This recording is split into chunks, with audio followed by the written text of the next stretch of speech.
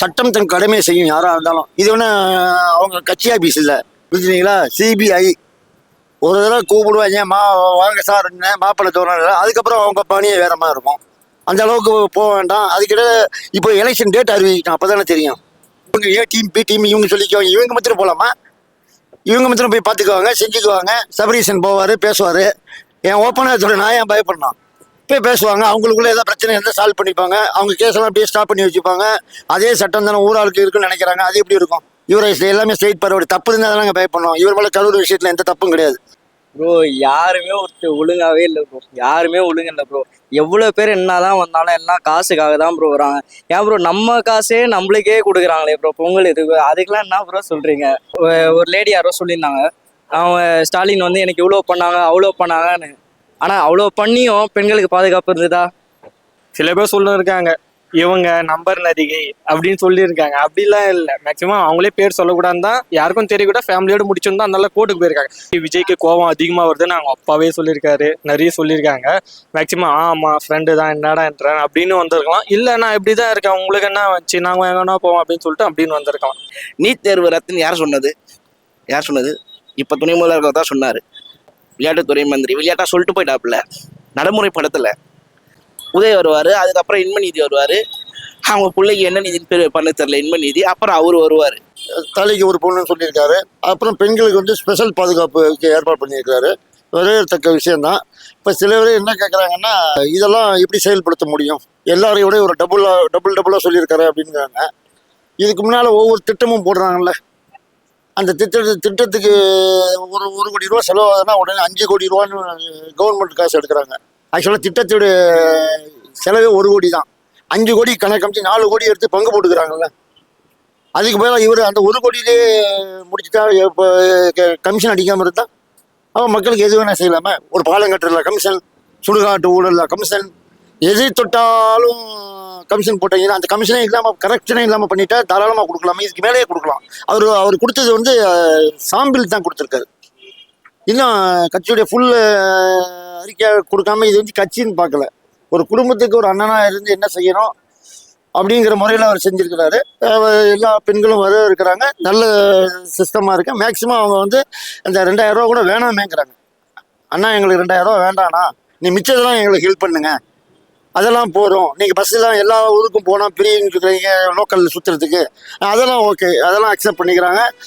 மருத்துவ செலவுக்கு மருத்துவத்தை இம்ப்ரூவ் பண்ணுங்க, 2வது எங்களுக்கு பாதுகாப்புக்கு உண்டான ஏற்பாடு பண்ணுறேங்கிறீங்க, அதெல்லாம் அக்செப்டட் இல்லைங்கிறாங்க. 2500 ரூபா வேணாமே, உங்களுக்கு இருந்தால் நிதி சுமை வேண்டாமே அப்படின்னு பெண்களுடைய கருத்தாக இருக்குது. அதுக்கு தான் சொல்ல வந்தேன். அவங்கெல்லாம் வெளியிட்டாலும் புள்ளத்தி நிறைவேற்ற முடியலையே. ஏன்னா ஒன்றுலேயே கரப்ஷன் பண்ணனால நிறைவேற்ற முடியல, துண்டு விழுந்துருச்சு. இப்போ இங்கே கரப்ஷனே இல்லாத போது தாராளமாக செய்யறதுக்கு உண்டான வாய்ப்பு இருக்குது. அவ்வளோ தவற விட்டாங்க, கொடுத்த வாய்ப்பை கொடுத்தோம், தவற விட்டாங்க. திருப்பி யாருக்காவது ஒருத்தர் கொடுக்கறதுக்கு ட்ரை பண்ணுறோம். அவர் எப்படி பண்ணுறாரு பார்ப்போம். அவங்களுக்கு பலம் இல்லைன்னு கூட்டணி சேர்க்குறாங்க, டிவிக்கு பலம் இருக்குன்னு கூட்டணி சேர்க்கல, அவ்வளோதான். கூப்பிடாம இருக்கக்கூடாது அப்படின்னு சொல்லிட்டு இப்போ ஒரு தெருவில் ஒரு நம்ம வீட்டில் ஒரு ஃபங்க்ஷன் நடத்துகிறோம்னா தெருவில் எல்லாரும் தகவல் சொல்லுவோம், வருதும் வராதுன்னு அவங்க இஷ்டம். ஆனால் சொல்லாமல் இருக்கக்கூடாது. அதனால் டிவிக்கு ஃபார்மாலிட்டிக்கு எல்லாரையும் நீங்கள் யாரெல்லாம் என் கட்சிக்கு வரீங்களோ அவங்க பதவி உங்களுக்கு பங்கு தரேன்னு சொன்னார். அவங்களுக்கு என்னன்னா, இவர் கூட சேர்ந்து நம்ம வந்துட்டோம் அப்படின்னா நாளைக்கு ஏதாவது தப்பு பண்ணுன்னா இவன் கேட்பான். 2வது இந்த ஜனநாயக படத்தினுடைய சும்மா ஒரு ட்ரெய்லரு பார்த்தாலே மிரள வச்சிருச்சு. அதை பார்த்தோன்னே பார்த்தீங்கன்னா அரசியல்வாதியை பிடிச்சி அடிக்கிறது. அப்போது அந்த படம் இன்னும் முழுசாக வரல, அதை கண்டோன்னே பிரேக் பண்ணிட்டாங்க. இப்போ இவரும் ஆட்சிக்கு வந்தாலும் அதே மாதிரி தான் செய்வார். லஞ்சம் எம்ம வாங்கினாலும் சுழுக்கு உண்டு. லஞ்சத்துக்கு பேச்சுக்கே வழி இல்லை. பெண்கள் வந்து முறைகேடு நடந்தால் அதுக்கும் பனிஷ்மெண்ட் பயங்கரமாக இருக்கும். கோர்ட்டு வரைக்கும் போகுது, இங்கேயே முடிச்சுடுவாங்க. அது கூட்டணி காங்கிரஸ்லாம் போனாலும் ஒன்றுமே இருக்காது டிவிக்கு, அது நல்லாவே தெரியும். இப்போ அதுக்கு வந்து இப்போது நம்மளுடைய கட்சி தொண்டர்கள் மக்கள்கிட்ட கேட்டு தலைவர் காது வரைக்கும் போயிடுச்சு. எலெக்ஷன் முடிகிற வரைக்கும் யாரோடையும் வேண்டாம், எலெக்ஷன் முடியட்டும், வெளியாதரவு தேவைப்பட்டால் கூப்பிட்டு அப்படி இல்லை அப்படின்னு நீங்கள் ஏன் நினைக்கணும்? இப்போ மேலே நமக்கு மேலே ஒரு உதவி வேணும்னா நம்ம கேட்க போகிறோம். உடனே இவங்க ஏ டீம் பி டீம் இவங்க சொல்லிக்குவாங்க, இவங்க மாத்திரம் போகலாமா? இவங்க மாத்திரம் போய் பார்த்துக்குவாங்க, செஞ்சுக்குவாங்க. சபரீசன் போவார், பேசுவார். என் ஓப்பனாக சொல்ல நான் ஏன் பயப்படணும்? போய் பேசுவாங்க, அவங்களுக்குள்ள ஏதாவது பிரச்சனை இருந்தால் சால்வ் பண்ணிப்பாங்க. அவங்க கேஸெல்லாம் அப்படியே ஸ்டாப் பண்ணி வச்சுப்பாங்க. அதே சட்டம் தானே ஊராளுக்கு இருக்குன்னு நினைக்கிறாங்க, அது எப்படி இருக்கும்? இவரை எல்லாமே ஸ்ட்ரெயிட் பரவாயில்ல, தப்பு இருந்தால் தானே பயப்படணும். இவர் மேலே கரூர் விஷயத்தில் எந்த தப்பும் கிடையாது. இவர் மேலே என்ன பண்ணணுமோ பண்ணியிருக்காரு, மீறி இது நடந்துருச்சு, அதுக்கு என்ன பண்ண முடியும்? ஒரு டாக்டர் இருக்காரு, ஒரு பேஷண்ட்டை கொண்டு போய் விடுறோம், ட்ரீட்மெண்ட் எடுக்கிறோம், அவர் எவ்வளவோ ட்ரை பண்ணுறாரு, முடிஞ்ச வரைக்கும் அவர் படிப்புக்கு ஈக்குவலாக உள்ள எக்ஸ்பீரியன்ஸையும் வச்சு காப்பாற்ற பார்க்குறாரு. இப்போ இறந்துடுறான். உடனே அந்த குடும்பம் டாக்டரோட நஷ்டஈடு வழக்கு போட முடியுமா? டாக்டருடைய வேலையை அவர் பார்க்குறாரு. அதுக்கப்புறம் பகவான் செயல் தான். சட்டம் தன் கடமையை செய்யும் யாராக இருந்தாலும். இது அவங்க கட்சி ஆஃபீஸ் இல்லை, புரிஞ்சுங்களா? சிபிஐ ஒரு தடவை கூப்பிடுவாங்க, வாங்க சார் மாப்பிள்ளை தோணும், அதுக்கப்புறம் அவங்க பணியை வேற மாதிரி இருக்கும். அந்த அளவுக்கு போக வேண்டாம். அதுக்கிட்ட இப்போ எலெக்ஷன் டேட் அறிவிக்கணும், அப்போ தானே தெரியும். எலெக்ஷன் டேட் அறிவித்த பிறகு யாரெல்லாம் உள்ளே போகிறாங்க, என்ன தண்டனை கொடுக்குறாங்கன்னு பார்க்கலாமே. இப்போ ஆட்சி பவரில் இருக்கனால நீங்கள் தப்பிச்சிருக்கீங்க, அந்த ஒன்றுக்கு தானே வெயிட்டிங்க. இப்போ ஜனநாயக படமும் வெளியே வந்துடும், கவலைப்பட தேவையில்லை. இப்போ இந்த எலெக்ஷன் டேட் மட்டும் அறிவிக்கட்டும், ஆட்டோமேட்டிக்காக படம் ரிலீஸ். அடுத்த ஜென்ரேஷனுக்கு மாறினா நல்லா இருக்கும் அப்படின்னு தான் எல்லாரும் பாக்குறாங்க. இருந்தாலும் இவர் என்ன மாற்றத்தை கொடுக்காருன்னா ஒரு விருப்பம் எல்லாருக்குமே, அதை பார்க்கலாம் அப்படின்ட்டு. பரவாயில்ல, ஒரு சான்ஸ் கொடுத்து பார்ப்போம். நிறைய சொல்லியிருக்காரு பேட்டியில, பெண்களுக்காக இவ்வளோ பாதுகாப்பு உரிமை எல்லாமே கொடுக்குறேன் அப்படின்னு சொல்லிட்டு 2500 மாதம் கொடுக்குறேன் அப்படின்லாம் சொல்லியிருக்காங்க. சரி, ஓகே அப்படின்னு சொல்லிட்டு தான் எல்லாமே அவர் வருது, எந்த ஒரு பிரச்சனையும் இல்லை.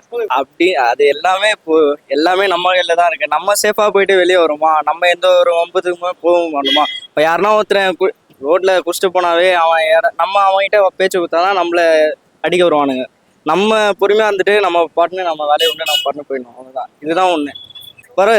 தலை வருவார்ல, தளபதி, எங்கள் தளபதி வந்தோடனே அவர் எல்லாமே மாறும். ஆட்சியில் ப்ரோ பொதுவாக ஃபுல்லாக இந்த கட்சியில் அரசியலில் இருக்கவங்கலாம் ப்ரோ அதுலேருந்து தூண்டி விட்டு நடக்குது ப்ரோ. இது எல்லாமே அவ்வளோதான். இது மற்றபடி வேறு எதுவுமே இல்லை.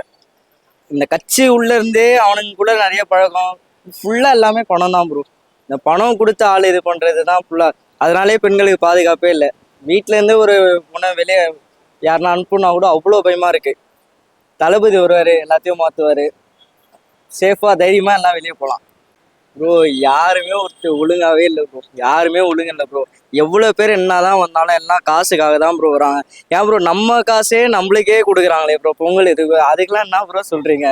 எல்லாம் ஜிஎஸ்டி போட்டு நம்மளோட காசே நம்மளுக்கே தூக்கி கொடுத்தாங்களாம் எப்படி ப்ரோ? அதை வாங்குறதுக்கே பெண்கள் ஓடி போய் கூட்டத்தில் நிற்கிறானுங்க. நம்ம அதுவும் சரி, அதுவும் ஆண்கள் தான் அதை எடுத்துகிட்டு போயிட்டு சரகடிச்சிட்டு வரான். இதுதான் நடக்குது, வேற எதுவுமே மாற்றம் இல்லையே. இல்லை நான் கொடுத்ததுனால என்ன பிரயோஜனம்? அதுதான் எலெக்ஷன் வருதுனால இது நடக்குது ப்ரோ. மற்றபடி இப்போதான் ப்ரோ டிராவல்ஸ் ஓட்டுறேன், எந்த ரோடு போனாலும் அப்படியே மேடு பள்ளமா அப்படியே வண்டி குதிக்கும். அதாலேயே வண்டிக்கும் நிறைய செலவு இருக்கு, அதை நிறைய பார்க்கணும். இப்போ எலெக்ஷன் டைம்ல வந்தால் எல்லா ரோடும் அப்படியே புதுசாக இது. அப்படியே எலெக்ஷன்னால மட்டும், எலெக்ஷன் வர கிட்ட அந்த 3 மாதம் 4 மாதம் கேப்ல தான் எல்லாம் பரபரப்பாக அப்படியே வேலை பார்க்குறாங்க. இதுதான் நடக்குது, வேற எதுவுமே இல்லை. இப்போ ரீசெண்டாக இப்போ யூடியூப்ல இன்ஸ்டாலையும் பார்த்தேன், ஒரு பொண்ணு பேசிட்டுல இவ்வளோ குத்தான் பயங்கரம் ப்ரோ. அது ரொம்ப ட்ரெண்டு. ஆனால் அது அவள் பேசுனதும் உண்மை ப்ரோ. அந்த பொண்ணு பாப்பா பேசுனது சூப்பர். பாப்பா இந்த வீடியோ பார்த்துட்டுனா இது பண்ணுங்க. ஒரு லேடி யாரோ சொல்லியிருந்தாங்க, அவங்க ஸ்டாலின் எனக்கு இவ்வளோ பண்ணாங்க அவ்வளோ பண்ணாங்கன்னு. ஆனால் அவ்வளோ பண்ணியும் பெண்களுக்கு பாதுகாப்பு இருந்ததா? எப்படியோ நடந்ததுதான் இருந்தது. அவ்வளோ கொடுத்து பண்ணியும் கடைசியில் இப்போ விஜய் இப்போ வருவார்ல, அவர் பார்ப்போம். இப்போ அவர் மனசே எல்லாருக்கும் குத்துறாரு ப்ரோ. இதுலேருந்து ப்ரோ என்ன ப்ரோ வேணும்? ஒரே ஒரு விஷயம் சொல்லியிருக்கேன் எல்லாருக்கும், யூடியூப் சேனல் பார்க்குறவங்களுக்கும் இன்ஸ்டாகிராம் பார்க்குறதுக்கும், விஜய் அவரோட பர்சனல் விஷயம், அது தனிப்பட்ட முறை, அது அவர் பார்த்துப்பாரு. அது அவங்க 4 வீட்டு செவத்துக்குள்ளே நடக்குதுன்னா அது அவருடைய விஷயம். அதை பற்றி ஒரு பூமர் கலப்பி கொஞ்சம் யாரும் பெரிய இஷ்யூ ஆகிக்க வேணாம். அவர் வரட்டும், எல்லாரும் அவருக்கு சப்போர்ட் பண்ணுங்க, இது பண்ணுங்க, நம்ம கூட அவர் இருப்பார், அவ்வளோதான். புதுசாக ஒரு மாற்றத்தை கொண்டு வருவோமே. வருஷம் மாறுது, வருஷம் மாறிட்டு தான் இருக்கு. ஆனால் எல்லாமே எல்லா வருஷமும் அதே தானே இருக்கு. இப்போ அடுத்த சிஎம் அடுத்த யாருன்னா உட்கார வைக்கலாம், விஜய் நம்ம தளபதியை உட்கார வைக்கலாம். அதனால ஒரு மாற்றத்தை பார்ப்போம். சப்போர்ட் பண்ணுங்க ப்ளீஸ். ஓட் ஃபார் டிவிக்கு. நிஜமா இது ஒரு நல்ல மூவா இருக்கும். ஆனா இருக்கிற கடன்ல இது ஒரு கடனா ஒரு சில பேர் பாக்குறாங்க. ஆனா ஃபேமிலி இது என்ன பாக்குறாங்கன்னா, பரவாயில்ல தாய்மாமா சென்டிமெண்ட், அண்ணன் சென்டிமெண்ட் வரும்போது இன்னும் கொஞ்சம் ஓட்டு இன்க்ரீஸ் அதிகமாகும். அதனால ஓகே தான். ஆனா 2500 ஏடிஎம்கேவும் 2000னாங்க. ஃபர்ஸ்ட் 1000 ரூபாய் கொடுத்துன்னு இருக்காங்க. இப்போ டிஎம்கே 1000 ரூபாய் கொடுத்துன்னு இருக்காங்க. ஏடிஎம்கே இப்போ 2000 ரூபாய் கொடுக்குறாங்க. ஏடிஎம்கே பார்த்துட்டு டிஎம்கே 2000 ரூபாய் கொடுக்குறாங்க. ஆனா இப்போ விஜய் 2500 இது போட்டுன்னு கொடுக்குற மாதிரி இருக்கு. கொஞ்சம் நிதி மேனேஜ்மெண்ட் கரெக்டாக ஹேண்டில் பண்ணால் கொஞ்சம் கரெக்டாக இருக்கும் ப்ரோ. அதான் நிதி வந்து மாநில அரசு தர்றாங்க சொல்றாங்க. அதாவது சிஎம் வந்து 30% டேக்ஸ் அவரே ஏத்துறேன்றார். அது கட் பண்ணி இது பண்ணி ஓரளவுக்கு மேனேஜ் பண்ணுவார், நம்பிக்கை இருக்கு. ஓரளவுக்கு மேனேஜ் பண்ண முடியலாம், வர இதுவே கொஞ்சம் குறைச்சிக்க முடியும் bro. கண்டிப்பா நிஜமா நல்லா தான் போயிட்டு இருக்கு. எங்க வீட்லயே மாத்தி மாத்தி சண்டை போட்டுன்னு இருக்காங்க. நான் இவங்களுக்கு தான் போடுவேன், நான் சண்டை போட்டுன்னு இருக்கேன். பார்க்கலாம், நல்லா தான் போகும். கண்டிப்பாக டஃப்பாக இருக்கும் கொஞ்சம். எல்லாருக்கும் டிவி கேக்கு கொஞ்சம் ஜெயிக்க முடியுமா என்னன்னு தெரியல. ஆனால் ரெண்டு கட்சிக்குமே நல்லா டஃப்பாக வரும். இப்போ வர ரூமர்ஸ் போயிட்டு இருக்கு என்டிஏவோட விஜய் சேருவாரா இல்லையான்னு. இது வந்து ஒரு அரசியல் சூழ்ச்சி தான் நினைக்கிறேன் நான். எப்படி இருந்தாலும் விஜய் போக மாட்டாரு. மேபி விஜய் தரப்புலேருந்து எந்த அறிவிக்குமே வரல. சிபிஐ என்கொயரிக்கோசம் தான் போயிருக்காங்க. அதே மாதிரி பொங்கலுக்கு முன்னாடியும் போனாங்க, இப்பயும் போறாங்க கொஞ்சம் தள்ளி, அவ்வளோதான். மிச்சம் விஜய் போக மாட்டாரு. போனால் விஜய்க்கு வர வாக்கு வந்து கம்மியாயிடும். கண்டிப்பா சரியா. ஏன்னா எல்லாமே பிஜேபி மேல கொஞ்சம் இதுவா இருக்காங்க, அதே மாதிரி டிஎம்கே மேலேயும் இருக்காங்க. இப்போ விஜயே யாரும் வேணாம்னு சொல்லிட்டு தான் தனியா கட்சி ஆரம்பிச்சே வந்தார். முன்னே அதிமுகவோட பேசும்போது அலைன்ஸ் வரலன்னு சொல்லிட்டு தான் அதிமுக வந்து என்டிஏ கூட சேர்ந்தாங்க. மறுபடியும் அவங்க கூட சேரது வந்து வாய்ப்பு இல்லைன்னு நினைக்கிறாங்க. வந்து அதாவது அதிகாரப்பூர்வமா எதுவுமே வரல. பவன் கல்யாண் பேசினா எல்லாம் ரூமர்ஸா தான் வருது, எந்த ஒரு ப்ரூஃபும் இல்லாம வருது. மேக்சிமம் இது வந்து அரசியல் சூழ்ச்சியா தான் இருக்கும்னு நினைக்கிறேன் நான்.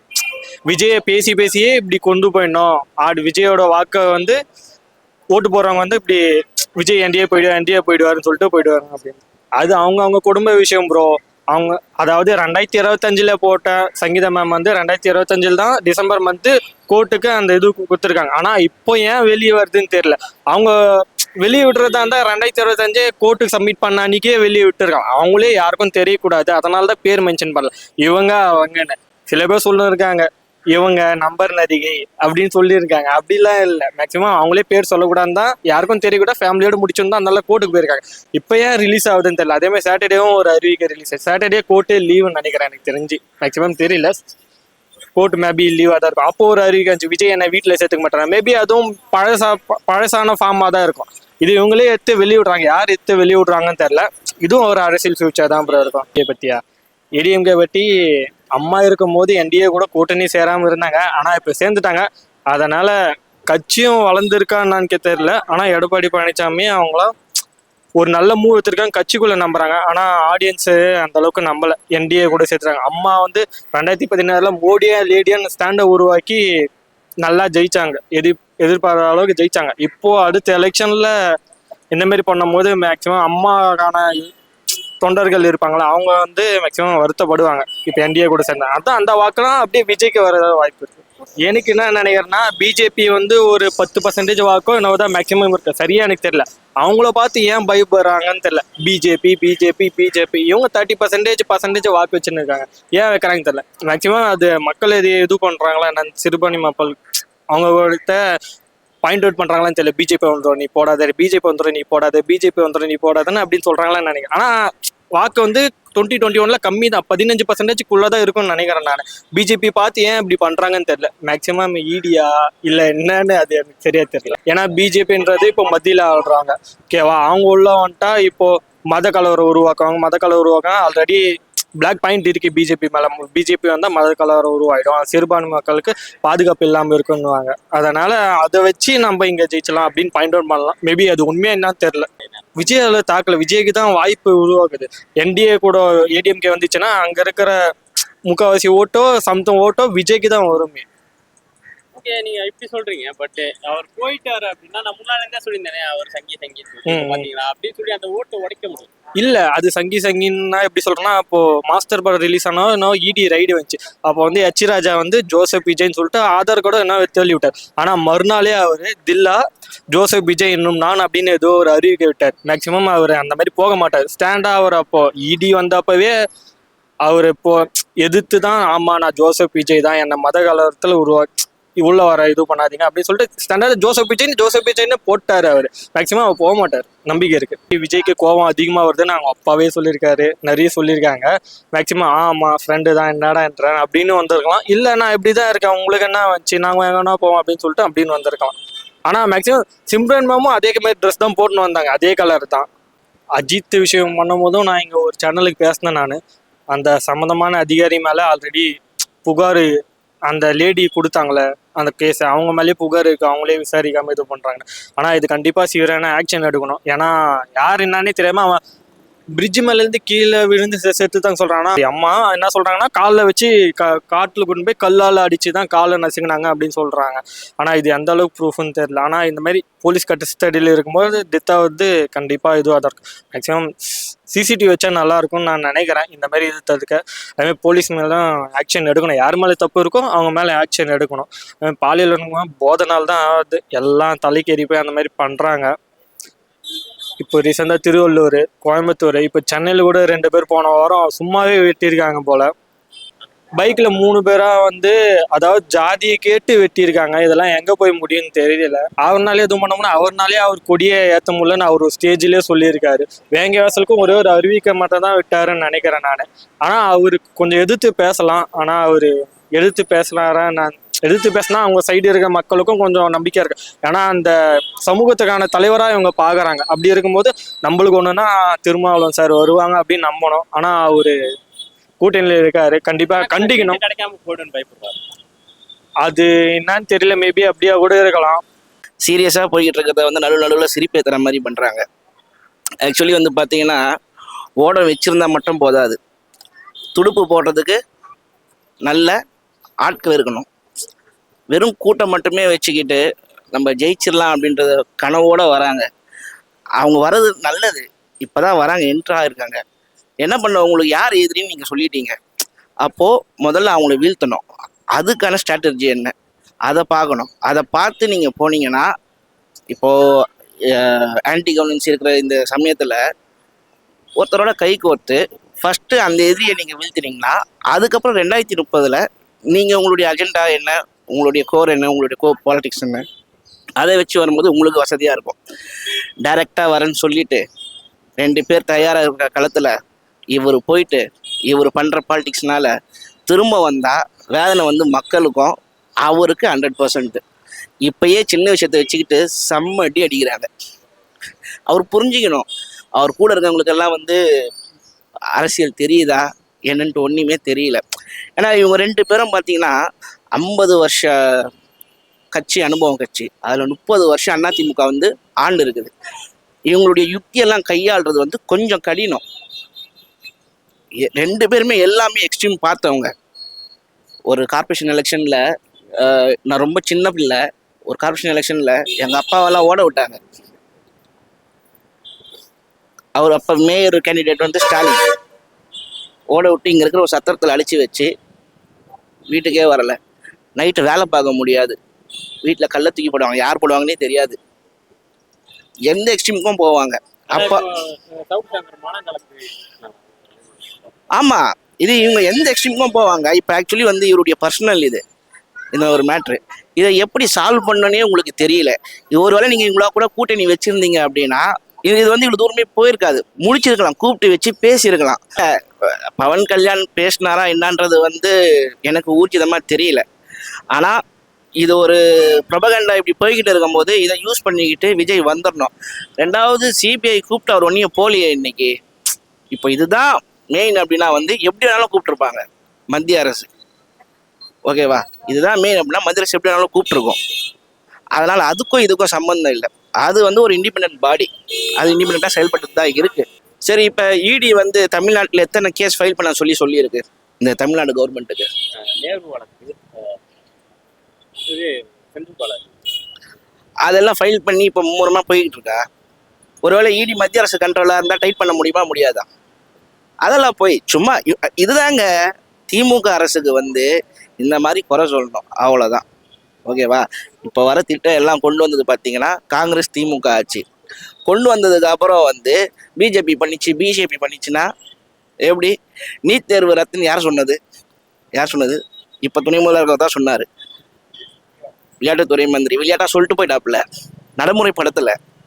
அதனால இவங்க வந்து அப்படியே தோசையை திருப்பி போட்டுக்கிட்டே இருப்பாங்க. சார், அவங்களுடைய சும்மாலாம் சொல்லலை, வாக்குறுதிகளை வந்து நிறைவேற்ற முடியும், ஓகேவா? நான் என்ன சொல்கிறேன், 2021 எலெக்ஷனு எப்படி நடக்குது அப்படின்னா அதிமுக மேலே ஒரு ஆன்டி இன்கவர்னன்ஸ் இருக்குது, அதன் மூலிமா நடக்குது. உங்களை மக்கள் தேர்ந்தெடுக்கிறாங்க. அப்போ நீங்கள் நல்லது பண்ணணும்னு நினச்சிங்கன்னா எவ்வளோ பண்ணலாம். ஃபண்ட்ஸ் லீக்கேஜ் இருக்குது, எக்ஸசிவ் ஃபண்ட்ஸ் லீக்கேஜ் இருக்குது இந்த கவர்மெண்ட்டில். இப்போ நடக்கிற கவர்மெண்ட்டில் ஒரு நாளைக்கு தோராயமாக தமிழ்நாடு ஃபுல்லாக உள்ள டாஸ்மாகில் எவ்வளோ கோடி வருமானம் வரும்? எல்லாம் வேலை செஞ்சுட்டாங்க. போகிறாங்க. ஒரு நாளைக்கு 200 கோடின்னு வச்சுப்போமா. ஏன்னா ஒரு பொங்கல் தீபாவளிக்கே வந்து 500 கோடி 600 கோடி ஆகுது. இந்த சேம் 100 கோடி பிளாக்ல வித்துட்டு இருக்காங்களே, சேம் 100 கோடி பிளாக்ல போகுது. ஒரு மாசத்துக்கு அப்ப 3000 கோடி வருது. ஓகேவா? ஒரு வருஷத்துக்கு எத்தனை ஆயிரம் கோடி? இது அப்படியே அவங்க வீட்டுக்கு போகுது. என்ன ரெண்டாவது, கரண்ட் வந்து மாசத்துக்கு ஒரு வாட்டி பண்றேன்னாங்க. மாசத்துக்கு ஒரு வாட்டி பண்ணும்போது என்ன ஆச்சு, 100 யூனிட் வந்து நம்மளுக்கு மானியம் இருந்தது. உங்களுக்கு தெரியுமா? 100 யூனிட்டுக்கு மேல என்ன யூஸ் பண்றோமோ. இன்னொன்னும் சொல்றேன் கேளுங்க, நம்ம தயாரிக்கும் போது கரண்ட் நம்ம வித்துக்கிட்டு இருந்தோம். ஒரு யூனிட் சும்மா ஒரு யூனிட்டுக்கு வந்து அதிகபட்சம் 2 ரூபாலேருந்து 2.40 காசு தான் செலவாகும் ஒரு யூனிட்டுக்கு. தமிழ்நாட்டுக்கு எத்தனை மெட்ரிக் மெகா டன் இபி இது நம்ம வந்து வெளியில வாங்கிக்கிட்டு இருக்கோம் 16 ரூபாய்க்கு ஒரு யூனிட்டுக்கு. 2 ரூபா 3 ரூபானே வச்சுக்கோங்க செலவு. 3 ரூபா எங்க இருக்கு, 16 ரூபா எங்க இருக்கு? இப்போ இந்த ஃபண்ட்ஸ் எல்லாம் எங்க போகுது? சாராயத்துறை மந்திரியாவும் இபி துறை மந்திரியாவும் அந்த செந்தில் பாலாஜி மூலமா அவங்க வீட்டுக்கு போகுது. மத்திய அரசு என்ன பண்ணாலும் திராவிடம் தான் வெல்லும், நாங்கள் தான் இங்கன்றீங்கல்ல, ஏன் விட்டு வாங்க. பிஜேபி சொன்னிச்சா போயிட்டு அதான் நீங்கிட்ட வாங்கன்னு? உருட்டு, எல்லாம் உருட்டு. இல்லை அப்படிலாம் இல்லை. நல்லா நம்ம கோர் இன்டெப்த்தாக போய் பார்த்தோம் அப்படின்னா அப்படி கிடையவே கிடையாது. ஓகேவா? சும்மா எல்லாத்துக்குமே மத்திய அரசு மத்திய அரசு மத்திய அரசுன்னு சொல்லவே கூடாது. யாருன்னா ஒருத்தரால இந்த டேட்டாவோட மத்திய அரசு இந்த தமிழ்நாட்டுக்கு இந்த தீங்கு பண்ணிச்சுன்னு சொல்லுங்க. ஓட்சோரின்னு சொல்லிட்டு நம்ம காங்கிரஸ் இவர் வந்து ராகுல் காந்தி வந்து நிறைய விஷயம் வெளியே விட்டாரு. ஆனா அதை அப்படியே மறைச்சிட்டாங்க. எப்படி அது 10,000 ரூபாய் கொடுத்துதான் அவங்க வந்து அங்க பீகார்லயோ இதுலயோ ராஜஸ்தான்லயோ வந்தாங்க அப்படின்னு ஒரு விஷயம் போயிட்டு. அப்போ போட்டுட்டு அந்த காசை திருப்பி கொடுங்க, தெரியாம வந்துருச்சு அப்படிங்கிறது வந்து தவறு. நீங்க பார்த்தீங்களா? அது கன்ஃபார்ம் நியூஸா? சரி, ஓகே, அதை பத்தி எனக்கு தெரியல. இப்போ இங்க டிஎம்கே பண்றது என்னது? ஓட் ஷோரிங் தானே. ஆமா, இப்போ நிர்மலா சீதாராமன் கூட சொன்னாங்க. எனக்கு அவங்க சொன்னதெல்லாம் தெரியாதுங்க. அவங்க சொல்றதெல்லாம் இல்லை. உள்ளங்கையில உலகம் இருக்குது இன்னைக்கு. நம்ம தெரிஞ்சுக்கணும். ஆக்சுவலி நம்மளாம் வந்து ஒரு யங்ஸ்டர்ஸாக வளர்றோம். ஒரு கட்சி எப்படி வருது, எதனால வருது, இதெல்லாம் நம்ம பார்க்கணும். ஓகேவா? இப்போ அதிமுகவில் வந்து அது ஆட்டோமேட்டிக்காக ஷேப் ஆகிட்டு இருக்கு. யாரோ வந்து பொசிஷனில் வரலான்னு பார்த்தாங்க, ஆனால் முடியல. என்ன? ஆனால் டிஎம்கேல வந்து எடப்பாடி மாதிரி வேற யாருன்னா வர முடியுமா? உதய வருவார், அதுக்கப்புறம் இன்ம நீதி வருவார். அவங்க பிள்ளைக்கு என்ன நீதினு பேர் பண்ண தெரியல, இன்ம நீதி. அப்புறம் அவர் வருவார். அப்போ பொதுவாக பாருங்க, இந்த கட்சி வந்து ஒரு ஃபேமிலிக்காகவே இருக்குது. இந்த கட்சியில் வந்து யார் விசுவாசமாக இருக்காங்களோ அவங்க வரப்போகிறாங்க. அது ஆட்டோமேட்டிக்காக ஷேப் பண்ணிக்குது அந்த கட்சி. ஆக்சுவலி ஏடிஎம்கே வந்து கொஞ்ச நாள் வந்து இந்த சின்னம்மான்றவங்க இருந்தாங்க. அதுக்கப்புறம் என்ன பண்ணுறது, ரெட்டை தலைமைன்னு ஆகுது. அதுக்கப்புறம் என்ன ஆகுது, எடப்பாடி வந்து ஒற்றை தலைமையாக இருக்கணும்னு ஆகுது. அப்புறம் என்ன ஆகுது, இந்த தொண்டர்களே சேர்ந்து நீங்கள் தான் போஸ்டலாளர்னு வந்து இப்போ ஒரு ஷேப் ஆகி செம்ம ஸ்ட்ராங்காக இருக்குது. பின்னாடி வேற ஒரு ஸ்டோரி சொல்கிறாங்க. உள்ள இருந்து மற்றவங்களோட காலை பிடிச்சி அப்புறம் கழுத்து பிடிச்சி அப்புறம் அவங்களே வெளியே அமைச்சுதான் இவர் மேலே வந்தார் அப்படிங்கிற மாதிரிலாம் ஒரு விஷயம் சொல்கிறாங்க. நீங்கள் அதை எப்படி பார்க்குறீங்க? ஆக்சுவலி இது அவரோட சுயநலத்தினால தான் அவர் மேலே வந்தார். இல்லை, அவங்களுடைய இயலாமையை வந்து இப்படி சொல்கிறாங்க. நான் என்ன சொல்கிறேன், ஓபிஎஸ் வந்து எப்போ அதிமுகவுக்கு பரிச்சயமானவர்னு உங்களுக்கு தெரியுமா? பயணிச்சவங்க அப்படின்னு தான் சொல்றாங்க. முன்னாடி இருந்தே பயணிச்சவங்க. 89 வந்து எடப்பாடியார் வந்து எம்எல்ஏ. இவர் டிடிவி தினகரன் எம்பி எலெக்ஷன் நிற்கிறாரா ஆண்டிப்பட்டியில், தேனி நாடாளுமன்றத்தில் வந்து நிற்கிறாரு. அப்போ வந்து இவர் வந்து நகர்மன்ற உறுப்பினர். இவர் வந்து இறங்கி இவருடைய வேலையே வந்து காக்கா பிடிக்கிறது தான். டிடிவியை காக்கா பிடிச்சாரு. அப்போ அம்மாவுக்கு நம்பிக்கையானவங்க வேணும்னு சொல்லிட்டு சின்னம்மா மூலியமாக தான் இவர் சிஎம் ஆனார். அதுக்கப்புறம் திருப்பி எப்பப்பெல்லாம் அவங்களுக்கு ப்ராப்ளம் ஆகுதோ அப்போ தான் வருது. அப்புறம் அம்மா இல்லை. 2016 அம்மா இல்லை. அம்மா இல்லைனோடனே முதல் வாய்ப்பு யாருக்கு வந்தது? சிஎம் வாய்ப்பு. அதுவும் சின்னம்மா மூலியமா ஓபிஎஸ்க்கு வந்தது. நீ வந்து டையில் இருக்குன்னு சொல்கிறாங்க சென்ட்ரல் கவர்மெண்ட்டோட. அப்போ நீ நல்ல அரசியல்வாதியாக இருந்தால் என்ன பண்ணோயோ, நீ அரெஸ்ட் பண்ணி உள்ளே போட போகிற. நான் எதுக்கு போய் தர்ம யுத்தம் இருக்கணும்? நீ உள்ளே போடு, நான் பார்த்துக்கிறேன் கட்சை, நான் வந்ததுக்கப்புறம் பார்த்துக்கலான்னு சொல்லியிருக்கணும்.